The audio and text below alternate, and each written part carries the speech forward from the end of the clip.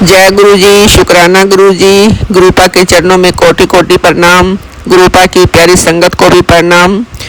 तो संगत जी, मैं शर्मिला कुमारी शिव पुराण का पाठ की सेवा कर रही हूँ और इस पाठ को सभी संगत सुने, क्योंकि पाठ के सुनने से गुरु जी कहते हैं कि जब भी कोई पाठ या सत्संग करता है या सुनाता है तो मैं उसी संगत के आसपास रहता हूँ और सभी संगत के जो दुख हैं, चिंताएं हैं, नेगेटिविटी हैं घर में, वो सब इन पाठ के सुनने से दूर हो जाती हैं। तो संगत जी, ये मत सोचना कि हम बहुत ज़्यादा ही परेशान हैं, हम गुरु जी से मांगते हैं, गुरु जी हमें देते नहीं हैं। आप पाठ को लगातार सुनिए, आपके घर की नेगेटिविटी, चिंताएं सब खत्म होंगी। विश्वास के साथ सुनिए। तो मैं इस पाठ को शुरू करती हूँ गुरु जी के मंत्र के जाप से। ओम नमः शिवाय, शिव जी सदा सहाय। ओम नमः शिवाय, गुरु जी सदा सहाय। ओम नमः शिवाय, शिव जी सदा सहाय। ओम नमः शिवाय, गुरु जी सदा सहाय। ओम नमः शिवाय, शिव जी सदा सहाय। ओम नमः शिवाय, गुरु जी सदा सहाय। जय गुरु जी। पाठ को करवाइए गुरु पिताजी। अनंतम शुक्राना आपका। जय गुरु जी। दक्ष का सिरोच्छेदन। वीरभद्र ने भगवान शंकर का नाम लेकर विष्णु के वक्ष स्थल में त्रिशूल से प्रहार किया। इससे विष्णु मूर्छित होकर बेहोश पृथ्वी पर गिर पड़े। फिर उठकर अपने चक्र से वीरभद्र का पर प्रहार किया, परंतु वीरभद्र ने अपने अद्भुत तेज से चक्र को प्रवाहहीन कर दिया। वह विष्णु के हाथ में ही रुक गया। विष्णु का भी स्तंभन हो गया। इस पर याज्ञिकों ने मंत्रों द्वारा विष्णु का स्तंभन दूर किया। विष्णु ने अब की बार अपना साठ धनुष उठाया। उसके भी वीरभद्र ने 3 टुकड़े कर दिए। इस पर विष्णु अंतर्ध्यान हो गए और अपने लोक को चले गए।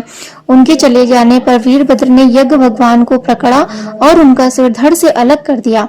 प्रजापति, धर्म, कश्यप और अरिष्ट नेमि आदि मुनियों को पकड़कर वीरभद्र ने उनको लातों से मारा। सरस्वती जी की उसने अपने नाखूनों से काट डाला। सरस्वती जी को उसने अपने नाखूनों से काट डाली तथा अन्य सभी देवताओं को पटक पटक कर मार डाला। मणिभद्र नामक प्रतापी गणों ने भृगु की छाती पर पैर रखकर उनकी दाढ़ी उखाड़ ली। पूसा के दांत चंड नामक गण ने उखाड़ लिए, क्योंकि वे हंस पड़े थे। यज्ञ में मलमूत्र की वर्षा करके उसे भ्रष्ट कर दिया। दक्ष डरकर यज्ञ की वेदी के अंदर घुस गया। उसे पकड़कर वीरभद्र ने उसका सिर हाथ से पकड़कर मरोड़ डाला और सिर को उखाड़कर यज्ञ के कुंड में डाल दिया। यह सब कार्य करके वीरभद्र कैलाश पर पहुंचा और शिवजी को प्रणाम किया। शिवजी ने प्रसन्न होकर उसे अपने गणों का नायक बना दिया। ब्रह्मा जी का उद्यम। वीरभद्र के द्वारा दक्ष के यज्ञ का विध्वंस हो जाने पर देवताओं ने दुखित होकर ब्रह्मा जी को समाचार कहा। ब्रह्मा जी ने कहा, देवताओं का दुख कैसे दूर करूं कि दक्ष भी जीवित हो जाए और उसका यज्ञ भी संपन्न हो जाए। इसके बाद ब्रह्मा जी विष्णु लोक में जाकर विष्णु जी की स्तुति करने लगे। विष्णु जी ने ब्रह्मा जी से कहा कि दक्ष ने अपराध किया है, क्योंकि उसने यज्ञ में शिव जी का भाग नहीं निकाला। हम सब देवता भी शिव जी के अपराधी हैं, क्योंकि हमने भी बिना शिव के उसने भाग लिया। अतः विष्णु जी बोले, आप सब लोग शिव जी की शरण में जाओ, नहीं तो प्रलय हो जाएगी। फिर हम सब विष्णु भगवान को साथ लेकर कैलाश पर गए और वहां एक विशाल वट वृक्ष के नीचे शिव जी को बैठे देखकर उन्हें नमस्कार किया और उनकी स्तुति करने लगे। हे दया सिंधु, हे परमेश्वर, आपकी कृपा के बिना हम नष्ट भ्रष्ट हो गए हैं। हे भगवान शंकर जी, हमारी रक्षा कीजिए, हमारी विपत्तियों से रक्षा कीजिए। हे स्वामी, प्रसन्न होकर दक्ष के यज्ञ को पूर्ण करने की कृपा कीजिए। हम सब लोग इस यज्ञ में आपका भाग अवश्य निकालेंगे। हे स्वामी, इस यज्ञ को हम फिर से करना चाहते हैं। इस प्रकार बार बार विनती करके ब्रह्मा और विष्णु शिव जी के चरणों में गिर पड़े। शिव कृपा से दक्ष का जीवित होना। देवताओं की स्तुति से शिव जी प्रसन्न हो गए। उन्होंने कहा, हे देवताओं, मैं तुम्हें क्षमा करता हूँ। जहाँ तक दक्ष के यज्ञ का प्रसन्न है, उससे मैंने विध्वंस नहीं किया, अपितु उसके कर्म से ऐसा संभव हुआ है। जो दूसरों का बुरा सोचता है उसका स्वयं बुरा हो जाता है। दक्ष ही यज्ञ का सिर है, अब उसका सिर बकरे जैसा होगा। भगु सूर्य के नेत्रों से यज्ञ का निरीक्षण करेंगे। पूसा के टूटे दांत जुड़ जाएंगे। भृगु की दाढ़ी बकरे की तरह होगी। मेरे गणों के द्वारा मारे गए सभी देवताओं के साथ शिवजी का उस स्थान पर गए जहां दक्ष का निर्जीव शरीर पड़ा था।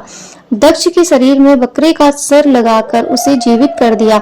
दक्ष ने उठकर प्रसन्न चित्त से भगवान शंकर का अभिवादन और स्तुति की। दक्ष की स्तुति से भगवान शंकर प्रकट हो गए। ब्रह्मा जी बोले, इसके बाद मैंने और भगवान विष्णु ने एवं इंद्र आदि लोकपालों ने भगवान शंकर की स्तुति की। जय गुरु जी।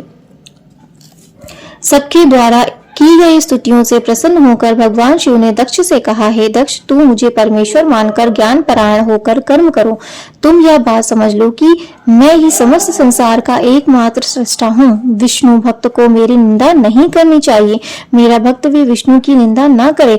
यदि कोई ऐसा करेगा तो दोनों के श्राप से तत्व को प्राप्त नहीं करेगा। दक्ष प्रसन्नता पूर्वक शिवजी के नाम का जाप करने लगा। सब देवताओं ने विष्णु जी की स्तुति की। दक्ष ने विधि पूर्वक यज्ञ को संपन्न करा। विविध प्रकार के दान दक्षिणा दिए गए। शिवजी सहित सब देवताओं को यज्ञ का भाग दिया गया। यज्ञ की समाप्ति पर सब देवता शंकर भगवान का गुणगान करते हुए अपने अपने स्थानों को पधार गए। शिवजी भी अपने गणों के साथ कैलाश पर चले गए। ओम नमः शिवाय। हर हर महादेव। जय गुरु जी। रुद्र संहिता पार्वती खंड चतुर्खंड चतुर्थ खंड हिमालय का विवाह।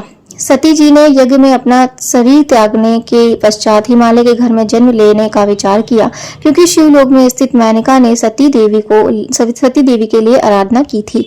इस कारण सती मैना की पुत्री बनी। इस जन्म में उनका नाम पार्वती हुआ।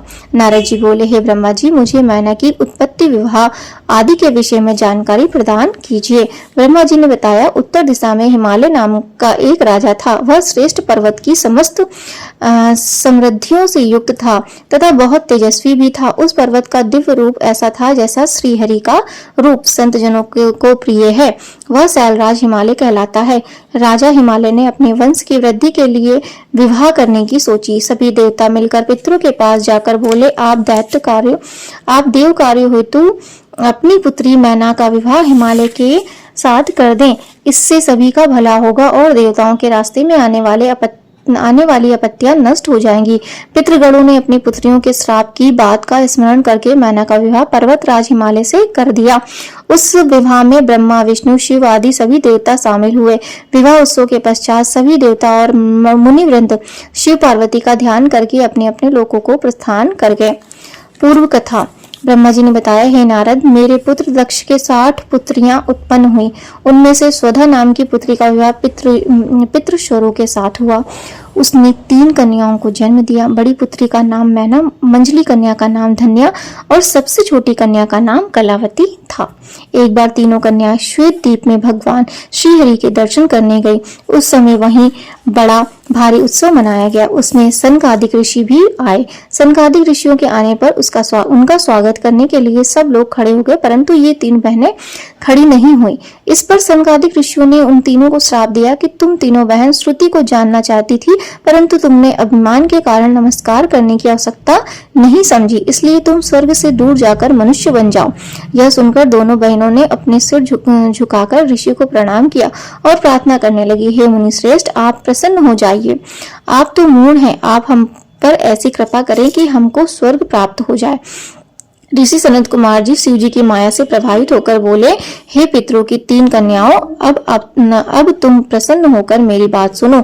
यह बड़ी कन्या मैना पर्वतराज हिमालय की पत्नी होगी और इससे पार्वती नाम की कन्या उत्पन्न होगी जो भगवान शंकर की पत्नी बनेगी। दूसरी कन्या धन्या राजा जनक की पत्नी बनेगी और इससे महायोगिनी लक्ष्मी स्वरूपा सीता जी उत्पन्न होंगी जो भगवान श्री राम की पत्नी बनेगी। तीसरी कन्या कलावती राजा वृषभानु की पत्नी बनेगी जो महामाया राधा को जन्म देगी।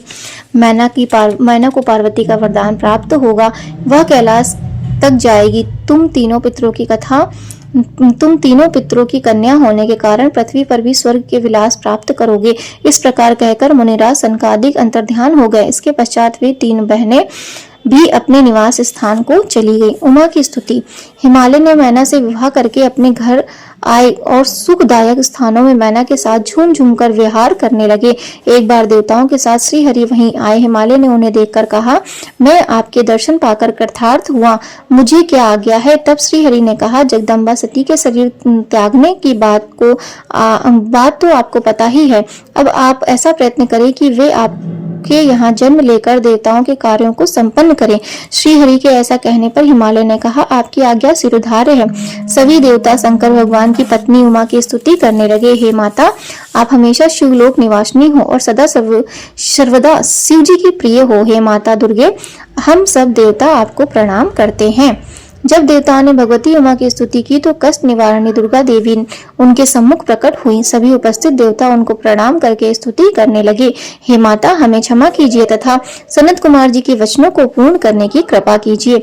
अब आप पृथ्वी पर अवतार ग्रहण कर शिव जी की पत्नी बनकर अपनी अद्भुत लीलाओं से देवताओं को सुखी बनाएं। देवी ने भगवान शिव जी का स्मरण कर कहा, हे मुनियों, हम एवं देवताओं में पृथ्वी पर अवतार अवश्य ग्रहण करूंगी। इससे देवताओं के दुख दर्द दूर होंगे। मेरे अवतार लेने के और भी कारण हैं। इससे पहले हिमाचल और मैना ने भी मेरी आराधना की है। अब भी वे भक्ति पूर्वक मेरी सेवा करती हैं। अतः मैं हिमालय के घर उनकी कन्या के रूप में प्रकट होंगी। मुझे ज्ञात है कि मेरे शरीर त्यागने से मेरे पति भगवान शंकर भी दिगंबर होकर मेरे वियोग को सहन नहीं कर पा रहे हैं। वे निरंतर जागते रहते हैं, जिससे वे कमजोर होते जा रहे हैं। वे मेरा पानी ग्रहण करना चाहते हैं, इसलिए मैं शीघ्र ही अवतार लेकर तुम्हारे कार्य सिद्ध संपन्न करूंगी। अब तुम अपने स्थान को जाओ और भगवान शिव का भजन करो। हिमाचल का तप। ब्रह्मा जी ने बताया, जब देवता हिमाचल और मैना को उपदेश देकर लौट गए तो दोनों उमा देवी की आराधना करने लगे। उन्होंने चैत्र माह से लेकर 27 वर्ष तक व्रत किया। व्रत की समाप्ति पर दुर्गा भवानी उमा प्रसन्न होकर उनके सामने प्रकट हुई और उनसे वर मांगने के लिए कहा। हिमाचल ने उनसे 100 पुत्र तथा पुत्री के रूप में उमा देवी से स्वयं प्रकट होने की इच्छा प्रकट की। देवी ने उनसे तथास्तु कहा और अंतर्ध्यान हो गई। कुछ समय पश्चात मैना के गर्भ से ज्येष्ठ पुत्र मैनाक का जन्म हुआ। वह इंद्र के द्वारा पर्वतों के काटने पर समुद्र में छिप गया और समुद्र से मित्रता कर ली। हिमाचल और मैना दोनों ही देवी उमा और भगवान शिव के ध्यान में लगे रहते थे। उत्तम समय पर मैना रानी ने गर्भ धारण किया और समय आने पर सती प्रकट हुई। उमा भी कन्या के रूप में प्रकट होकर संसारिक जीव की तरह रुदन करने लगी। कन्या के रुदन को सुनकर सब प्रफुल्लित हो गए। उनका नामकरण संस्कार हुआ तथा अनेक प्रकार के दान आदि वितरित किए गए। देवी जगदम्बा भी नाना प्रकार की क्रीड़ाएं करने लगी और युवती बन गई। एक दिन भगवान शिव जी की प्रेरणा से हिमाचल के घर आए। हिमाचल ने तुम्हारा आदर सत्कार किया और कन्या के भविष्य के विषय में पूछा। तुमने बताया कि कन्या बहुत भाग्यशाली है, परंतु इसका पति दिगंबर, निर्गुण, काम वासना रहित, भोगी, माता पिता से हीन, अभिमान रहित तथा साधु वेशधारी होगा। तुम्हारी यह बात सुनकर हिमाचल और मैना बहुत दुखी हुए, परंतु हे नारद, तुमने उनको आश्वासन दिया है कि सभी लक्षण शुभ हैं, क्योंकि भगवान शंकर उसके पति बनेंगे। इसलिए पार्वती को शिव जी की प्राप्ति के लिए तप करना होगा। पार्वती का स्वप्न। एक बार मैना ने अपने पति हिमाचल से कहा, पार्वती अब बड़ी हो गई है, अतः इसके लिए वर की तलाश कीजिए। हिमाचल ने मैना से कहा, नारद जी की बात कभी झूठ नहीं हो सकती। पार्वती से शिव जी की तपस्या करने को कहो। यह सुनकर मैना की आंखों में आंसू आ गए। वे पार्वती की कोमलता को देखकर बहुत दुखी हुई। पार्वती जी बोली, हे माता, मैंने आज प्रातः काल ब्रह्म मुहूर्त में एक स्वप्न देखा है। मुझे एक तपस्वी व्यक्ति ने कहा है कि भगवान शिव की प्राप्ति के लिए तुम तप करो। यह सुनकर मैना ने यह सारी बात हिमाचल को सुनाई। शिव हिमालय संवाद। ब्रह्मा जी ने नारद को बताया, कुछ समय पश्चात भगवान शिव जी नंदीश्वर आदि गणों के साथ हिमाचल के उस प्रदेश में पधारे जहाँ पतित पावनी गंगा जी ब्रह्मलोक से नीचे गिर रही हैं। वह स्थान देखकर शिव जी उसे तप के योग्य समझकर आत्मचिंतन करने लगे। शिव जी के आगमन का समाचार सुनकर हिमाचल उनके दर्शन करने आए। उन्होंने शंकर जी को प्रणाम कर उनका विधिवत पूजन किया। भगवान शंकर ने हिमाचल से कहा कि मैं यहाँ तप करने के विचार से आया हूँ। आप ऐसी व्यवस्था कर दें कि मेरे तपस्या में कोई विघ्न ना पड़े। हिमाचल ने कहा, प्रभु, आप यहाँ तपस्या कर सकते हो, आपकी तपस्या में कोई विघ्न नहीं पड़ेगा। ऐसा कहकर उन्होंने सभी प्रकार की व्यवस्था कर दी। कुछ दिनों के बाद फल फूल लेकर पार्वती के साथ हिमाचल भगवान शिव के पास पहुंचे। वहां पहुंचकर हिमाचल ने भगवान शिव को प्रणाम करके कहा, हे भगवान, यह मेरी कन्या पार्वती है। इसे मैं आपकी सेवा में लाया हूँ, कृपया इसे आप अपनी दासी समझकर स्वीकार करें। हिमाचल की बात सुनकर भगवान भोले शंकर अपने नेत्र खोले और सर्वांग सुंदर उमा को देखकर हिमाचल से बोले, हे राजन, यह कन्या चंद्रमा के समान सुंदर और रूपवती है। इस कारण मैं इसका यहाँ आना ठीक नहीं समझता, क्योंकि इससे तपस्वियों की तपस्या भंग हो सकती है। यह सुनकर हिमाचल व्याकुल और चिंता आतुर हो गए। शिव पार्वती संवाद। भगवान शंकर की बात सुनकर पार्वती जी बोली, हे योगीराज, आपने पिताजी से जो बात कही है उसका उत्तर मैं देती हूँ। आपने जो तप करने का निश्चय किया है वह क्या शक्ति युक्त नहीं है? यही शक्ति सभी कर्मों की प्रकृति बताई गई है। इसी से इस चराचर संसार का पालन, संहार और रचना होती है। आप इस पर विचार करें कि यह प्रकृति क्या है और आप कौन है। यदि प्रकृति ना हो तो शरीर तथा स्वरूप किस प्रकार शक्ति का पूजन ध्यान करें तो जगत का कार्य चलता रहे। यह सुनकर भगवान शंकर ने कहा, हे पार्वती जी, मैं तप के द्वारा प्रकृति का नाश कर चुका हूँ, अब मैं तत्व स्वरूप में स्थित हूँ। यह सुनकर पार्वती जी हंसकर बोली, हे योगीराज, आप कैसी बात कर रहे हैं? थोड़ा सोच कर बताएं। यदि आपने प्रकृति का नाश कर दिया है तो आप किस प्रकार विद्यमान हैं? संसार के सभी कार्य कैसे हो रहे हैं? क्या आप प्रकृति के तत्व को नहीं पहचान रहे हैं? आप पुरुष हैं और मैं प्रकृति हूँ। आप मेरी कृपा पर ही सगुण होकर निष्ठावान हो, नहीं तो आप किसी भी कार्य को करने में समर्थ नहीं हो सकते। यह सुनकर शिवजी बोले, हे हिमाचल कन्या, यदि मैं माया रहित परमेश्वर हूँ तो तुम श्रद्धा पूर्वक मेरी सेवा में तत्पर हो जाओ। और हे हिमाचल, हम तप करने की इच्छा रखते हैं। तुम्हारी यह कन्या चाहे तो प्रतिदिन हमारे दर्शन करने आ सकती है। उसी दिन से पार्वती जी प्रतिदिन शिवजी के दर्शन करने आने लगी। यह 100 उपचार पूजन करके प्रतिदिन चरणामृत लेने आने लगी। इधर तारकासुर के डर से पीड़ित हुए मुनि तथा इंद्र आदि देवता ब्रह्मा जी से बोले, कोई ऐसा उपाय करो जिससे शिवजी पार्वती जी को ग्रहण कर ले और हमारा कार्य सिद्ध हो जाए। इस कार्य के लिए देवताओं ने कामदेव को भेजा, परंतु शिवजी पर उसका कोई प्रभाव नहीं पड़ा। उल्टे शिवजी ने उसे भस्म कर दिया। जय गुरु जी, शुक्राना गुरु जी। ओम नमः शिवाय। शिवजी सदा सहाय। ओम नमः शिवाय। गुरु जी सदा सहाय। गुरु जी, आज का पाठ मैं यही विराम करती हूँ। पाठ को करने में जो कुछ भी भूल चूक हुई है कृपया मुझे क्षमा कर दीजिएगा। संगत परिवार जी, आप भी क्षमा कर दीजिएगा और बीच बीच में कुछ आवाजें आए उसके लिए माफ कर दीजिएगा। अनंतम शुक्राना शुक्राना शुक्राना गुरु जी। जय गुरु जी।